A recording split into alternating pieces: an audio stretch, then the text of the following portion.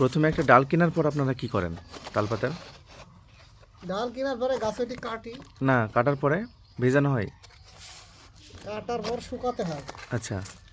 সাদা করে শুকানোর পর হুম যখন ডাঁটে রস টস থাকবে না, বুঝলেন? হুম তারপরে পানি ভিজাতে হবে কালকে, আচ্ছা। একদিন আগে ভিজাতে হবে, তাছাড়া নরম হবে না। হুম নরম হলে পরে এটি কাটতে হবে, এটি সাফ করতে হবে। এই যে খিল আছে, বাঁশের খিল আছে, তারের খিল আছে, আচ্ছা।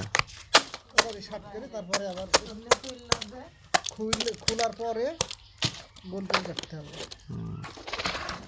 এটা কাটার পরে আবার এটাকে ক্লিপিং করতে হবে। হ্যাঁ, এটা সাফ করতে হবে আবার। হুম এটা সাফ করে লোমের মধ্যে লাড়ি দিতে হবে, লাড়ি দেওয়ার পর শুকাবে।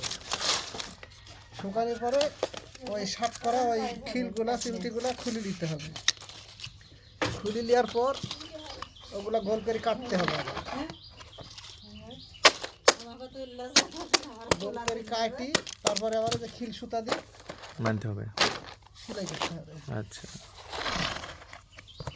খুব খারাপ।